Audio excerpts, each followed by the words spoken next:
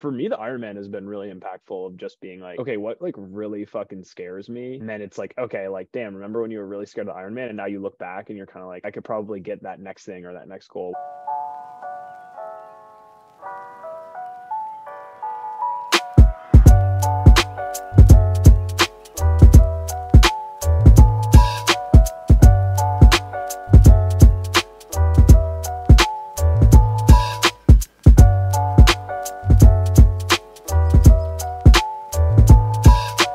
What's going on, everyone? Welcome back to another episode of Sideline Stories. Today, I'm here with Parker Olson, founder of Forij, a brand that produces function-enhanced snacks. How are you doing today, Parker? What up, Duggan? Throwback to high school days, and now we're out here in the real world doing our own thing. It's cool. Heard you, man. Can you start with a quick introduction of yourself and a little bit more about Forij, and then we'll get right into it? Totally, yeah. My name is Parker, as Brendan mentioned. We went to high school together. I'm the founder of a food, consumer packaged good company named Forij, Forij. And what we do is we take extracts and powders of medicinal mushrooms. So mushrooms that have added benefits, they're totally legal, but like help your brain cells grow or, give you added energy or strengthen your bones or are anti-inflammatory, and we put them into everyday foods to kind of help people seamlessly reap those benefits. So today our flagship and kind of go-to-market product has been a loose bag of granola, but the idea is to put them in all different types of food formats.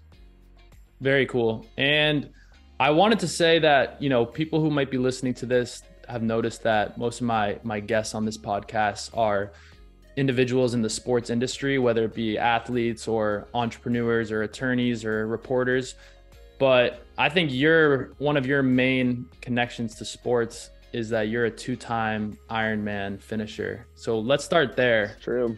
What made you want to complete an Ironman? What was the training like? And maybe give us like one greatest challenge and one greatest takeaway that, how does completing an Ironman help you run Forij? Yeah, no, that's a great question. And yeah, I will just preface it like I'm not an athlete.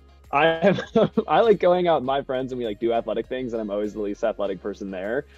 So that's just to say, like, if you're listening and you're interested in like triathlons, you're like, oh, I can't do that. Like, I'm not in good shape. Like, that's kind of bullshit. Like, anybody could probably get up and in 6 months go complete an Ironman. And that was kind of it for me a little bit.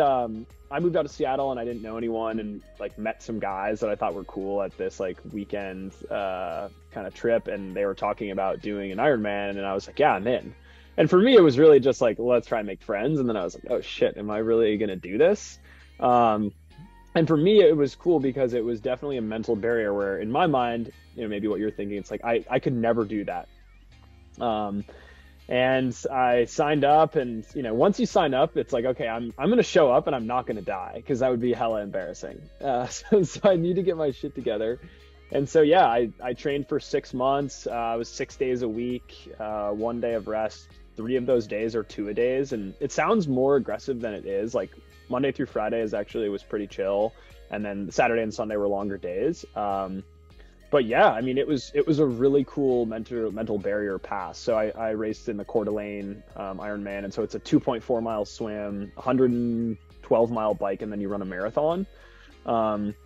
And yeah, for me, it was like the challenge is the consistency, right? And we'll maybe touch on this, but like, I'm big on LinkedIn, and it's like, how do you post consistency? But it's the same thing with like the Ironman. Like the race day wasn't hard. It was training every day. To me, I was working a full-time job, building Forij and training for the Ironman all at once. And I feel like it was one of those things where I'm like, I don't know how I'm going to do this. And then you do it, and then you look back on it and you're like, oh shit, I'm actually like more badass than I thought. And then that empowers you in the future to be like, what else do I think is like terrifying to do that I like now realize like I can do a lot more than I like mentally think I'm capable. So for me, the Ironman has been really impactful of just being like, okay, what like really fucking scares me? And then it's like, okay, like, damn, remember when you were really scared of the Ironman? And now you look back and you're kind of like, okay, like, damn, like, okay, I could probably get that next thing or that next goal, whatever it may be, physical or mental or career wise or whatever. Transitioning over to Forij, I'd love to talk a little bit about kind of how you got to where you are today. But I think maybe starting from the beginning, what inspired you to create the company? And did you know that you always wanted to start your own company growing up? Like, do you come from, I know I've had a lot of entrepreneurs on the show, and a lot of their times, like their mom or their dad is an entrepreneur, and it's kind of almost like runs in the family, but I'd love to hear more about the beginning. Yeah, I was just kind of bored at work and I wanted some autonomy. And, I was always interested in starting a company, but there's no like way to do it. And I had messed around and tried starting a couple companies and then I kind of lost interest. And they were good learnings because it was like, okay, like you need to be hella passionate about whatever you're doing, because for anybody that's listening that wants to get into entrepreneurship, like this shit fucking sucks. Don't even think for a second that like this doesn't suck. Like it's really fulfilling, but it's not fun. Like I go home every day and I was just telling Brendan about some like fucking massive headache that I got called in as I'm getting on this podcast and I'm going to go have to deal with, and it's going to train wreck my day. But this is not fun.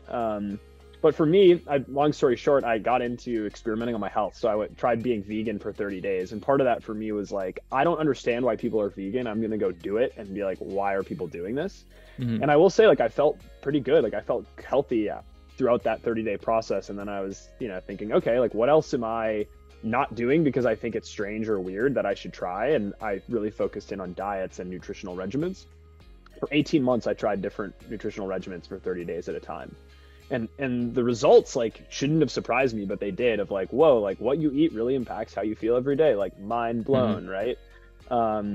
And yeah, one of those kind of 30-day periods, I started supplementing with these kind of medicinal or functional mushrooms. Maybe some people have heard of a couple like lion's mane or chaga or cordyceps, and felt really good that month. And then dove into the research, and then kind of became like convicted and convinced, like, hey, like people should get these into their diet, but people are very weird about mushrooms. They think mushrooms are gross. They don't know how to cook with them. And so we thought, okay, how can we get them in an edible format that it already exists in a consumer's eating habits, right? So like people eat granola or like eat cereal. So great, like let's put them in a cereal where like the cereal still tastes really good. So that was kind of like the ethos in the beginning. It's all around like this belief that like, hey, I saw how powerful these mushrooms can be when I was eating them every day. How can I help other people experience these same results? You slept in a tent for 2 years outside. Yeah. So I want to hear your greatest challenge and your greatest takeaway from that whole experience. And just a quick note on that. So yeah, while I was building Forij, like I started buying like 50-pound bags of oats and all this other shit and was storing it in my room. And I had a couple other roommates and they were like, dude, you can build whatever you want. Just like, don't put it in the common space. So I was like, okay. So I got like metal racking, and then I eventually threw out my bed because I needed more space for ingredient, and I moved into our backyard and I slept in a tent for 2 years in our backyard. For me, it was awesome. I went through like 20 iterations and I had this full dialed in tent. Like I was sleeping so well out there. It was so cozy, totally dry. I was elevated off the ground. So for me, it was actually like the best sleep I've ever had in my life, sleeping outside, like in the fresh air.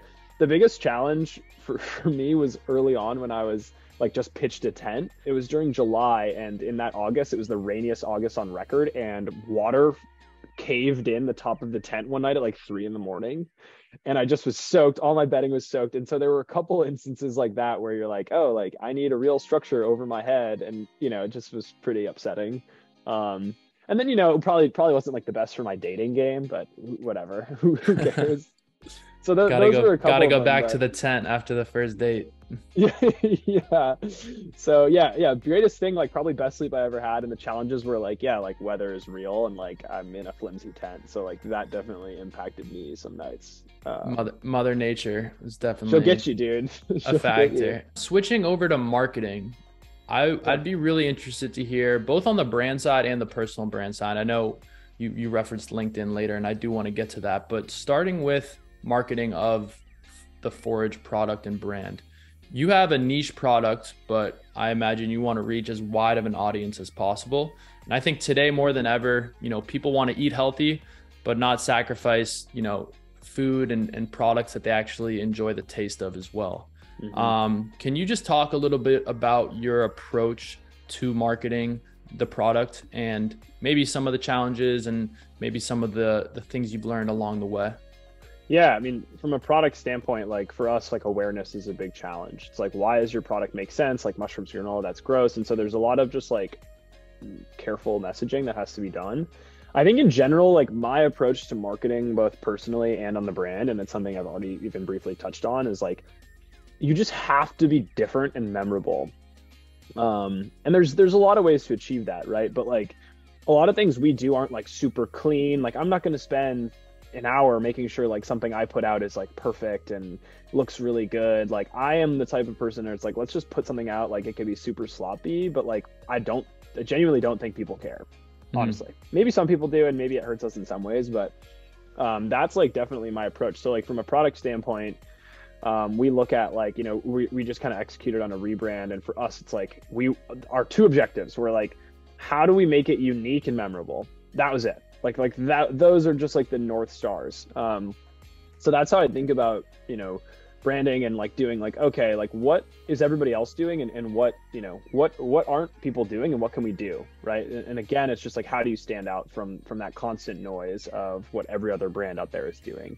Parker, we appreciate you taking the time today. Everyone should definitely check out Forij, buy some as well.